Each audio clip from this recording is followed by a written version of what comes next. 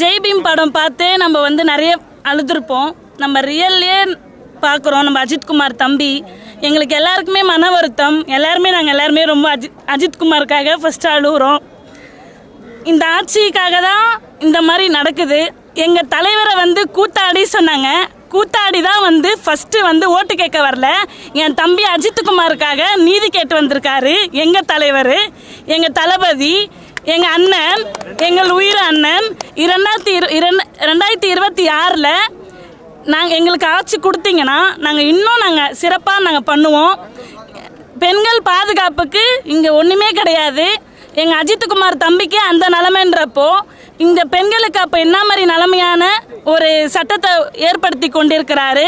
தளபதி வந்தால் என்ன பண்ணுவார், உங்கள் தளபதி வந்தால் என்ன பண்ணுவாருன்னு நீங்கள் எங்களை பார்த்து கேட்டுகிட்டே இருக்கீங்க. தளபதி வந்தால் என்ன நடக்குங்கிறதுக்கு சாம்பிள் மாநாட்டிலேருந்து இதோ இப்போ இது மாநாடா இது வந்து ஆர்ப்பாட்டமானே தெரியாத அளவுக்கு இது நடந்துகிட்ருக்கு. ஒரு ஒரு ஒரு மூலையில் நடக்கிற ஒரு பிரச்சனையை கூட எடுத்து எங்கள் தலைவர் வந்து சீரியஸாக எடுப்பார், களத்துக்குள்ளே வருவார். அவருக்கு கமிட்மெண்ட் இருக்குது. அந்த கமிட்மெண்ட் முடிச்சுட்டு வருவேன்னு சொன்னார். சொன்ன வாக்கை காப்பாற்றுறாரு.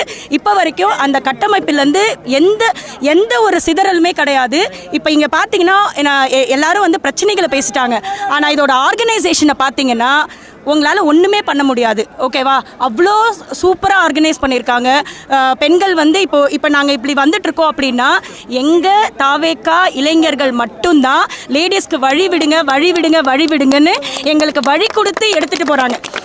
ஒரு அப்யூஸலோ இல்லை எங்கள் மேலே சீண்டுதலோ எதுவுமே இல்லாமல் ஒரு காமன் ஹவுஸ் ஒய்ஃப்ஸ் கூட கட்சியில் இணைய முடியும்னு நம்பிக்கை கொடுத்த ஒரே கட்சி நம்மளோட தாவேக்கா கட்சி.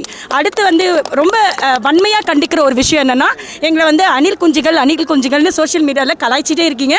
நாங்கள் அதை வந்து ரொம்ப பெருமையாகவே எடுத்துக்கிறோம். ஏன்னா அணில் வந்து ராமருக்கு உதவுன மாதிரி தான் எங்கள் தலைவர்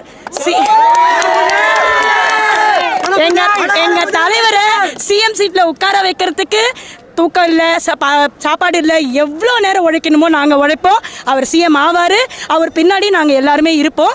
சீதையை ராமன் காப்பாற்றின மாதிரி மீட்டெடுத்த மாதிரி தமிழகத்தை இந்த ஊழல் ஆட்சியிலேருந்து மீட்டெடுத்து எங்களை வாழ வைப்பார். நாங்கள் நம்புகிறோம். நன்றி. அது இன்ஃப்ளூயன்சர் மார்க்கெட்டிங். எங்களுக்கு அது அவ்வளவுதான். வெறும் ஊழல் மட்டுமே ஃபுல்லா இன்ஃப்ளூயன்சர் மார்க்கெட்டிங் மட்டும்தான் அதுல நடக்குது. வேற எதுவுமே கிடையாது. நீ எது பண்ணாலும் காசு தான். நீ கேஷ் கொடுத்தா மட்டும் தான் நீ உள்ள வர மாதிரி இருக்கும். அதுல அப்படிதான். நீ 200 ரூபா கொடுத்தா அந்த மீட்டிங்ல வந்தா உனக்கு எதனா கிஃப்ட் கொடுப்பாங்க. நீ போறியா? ஒரு பாட்டி சொல்லுவோம், 200 ரூபா கொடுத்தாங்க பண்ணணும். அந்த இவ்வளவுதான் அவங்க கதையே. அவ்வளவுதான். இந்த மீட்டிங்லாம் இந்த மாதிரி நடக்குதா? அவங்களுக்கு 200 ரூபா கொடுத்தா இந்த மீட்டிங் நடக்கும். நாங்க எங்க தளபதிக்காக வந்திருக்கோம். தானா சேர்ந்த கூட்டம் நான் இது. அவர் ஒரு வார்த்தைக்காக நாங்க வந்தோம். அவரு மனசுக்கு அவர் நினைச்சாரு நாங்க அவருக்கு சப்போர்ட் பண்ணுவோம். அதுக்காக மட்டுமே நாங்க வந்தோம். அவங்க சும்மா சம்பாரிச்சுட்டு போறதுக்கோ கொள்ளடிச்சுட்டு போறதுக்கோ சொத்து சேர்க்குறாங்க. 500 ரூபாய்க்கு சிலிண்டர் தரேன்னாங்க.